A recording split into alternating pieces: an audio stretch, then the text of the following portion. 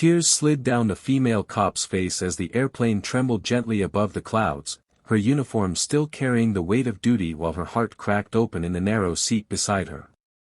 Her deaf little son cried without stopping, his small hands trembling, his chest heaving, his fear filling the cabin like a storm no one else could hear. Passengers turned their heads, some with concern, some with quiet judgment, and in that moment she felt more exposed than she ever had on the streets in uniform, because this was a battle she could not arrest, command, or outrun. If you believe in kindness, second chances, and the quiet power of human connection, take a second to like, comment, share, and subscribe to the channel, Grandma Dearie, because stories like this remind us why compassion still matters in this world. She had faced criminals with steady hands and unflinching eyes, but nothing prepared her for the helplessness of watching her own child unravel in a place he could not understand. The plane was loud in ways that didn't exist for him, a chaos of vibrations and sudden movements without explanation, and the tight space pressed his fear tighter and tighter until it spilled out as tears. She tried everything she knew, holding him close, rocking him gently, whispering words he could not hear but she hoped he could feel. Her eyes burned as she wondered if she had made a mistake bringing him on this flight, if her attempt at a normal life had once again collided with the reality of being a single mother to a child the world was not designed for. Her mind drifted to all the nights she had spent studying sign language after long shifts, hands aching, eyes heavy, determined to be fluent enough that her son would never feel alone at home. She remembered the hospital room when she first learned he was deaf, the cold fear that settled in her chest, and the silent promise she made to protect him no matter what. Yet here, surrounded by strangers at 30,000 feet, she felt that promise slipping through her fingers. The crying continued, raw and unstoppable, and she could feel the tension ripple through the cabin like a held breath. That was when something unexpected happened, something so small it almost went unnoticed at first. A little girl from the seat across the aisle stood up, her red shirt bright against the muted blues and grays of the plane. She couldn't have been more than 7 or 8, with curious eyes and a calmness that felt strangely out of place in the anxious air. She looked at the crying boy, not with annoyance or fear, but with recognition, as if she understood something the adults around her did not. The female cop noticed the girl's hands move, slow and deliberate, shaping words without sound. At first, exhaustion blurred her vision and she wondered if she was imagining it, but then her breath caught as she realized what she was seeing.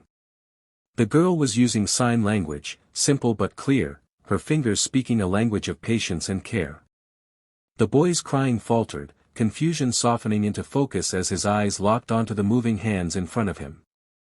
For the first time since the plane took off, his body stilled. The cabin seemed to fade away as the little girl continued, her gestures gentle, telling him without words that he was not alone, that someone saw him, that someone understood.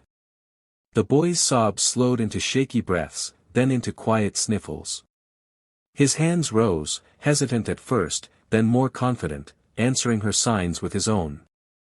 A fragile bridge formed between two children who had never met, built entirely out of movement, empathy, and shared understanding. The female cop felt something inside her break open, a mix of relief and gratitude so intense it left her shaking. Tears flowed freely now, not from frustration, but from witnessing a kindness so pure it felt unreal. Around them, passengers watched in stunned silence, their earlier discomfort melting into something softer. In that narrow aisle, humanity stretched itself wide enough to hold everyone. The little girl eventually sat back down, her job done, her presence lingering like warmth after sunlight. The boy leaned against his mother, calm now, his small fingers resting in hers. She pressed her forehead to his hair, silently thanking the universe for sending help in such an unexpected form. She thought about all the times she had stood up for strangers, all the times she had believed she was the one meant to protect and serve, and how humbling it was to realize that sometimes salvation comes from the smallest hands. As the plane continued its journey, the female cop reflected on how often the world underestimated quiet strengths. Her son's silence did not mean emptiness, just as the little girl's soft hands carried a power louder than any siren. She felt a renewed determination settle into her bones, not just to fight crime or uphold the law, but to keep pushing for a world that learned to listen in different ways. When the plane finally landed, the weight in her chest had changed. It was still heavy, but now it carried hope. She looked down at her son, peaceful and secure, and knew that this moment would stay with her forever, a reminder that even on the hardest days, compassion can arrive without warning and change everything. If this story touched your heart, please take a moment to like, share, and subscribe to Grandma Dearie, because your support helps spread stories that remind us we are never truly alone. And before this story ends, we have a special request for you. Comment below and tell us about a moment when a stranger's kindness changed your day or restored your faith in people. The female cop walked off that plane with tears dried but eyes opened wider than ever, carrying her sleeping son and a lesson she would never forget, that sometimes the bravest acts don't wear uniforms, don't speak loudly, and don't ask for recognition, they simply show up, move there.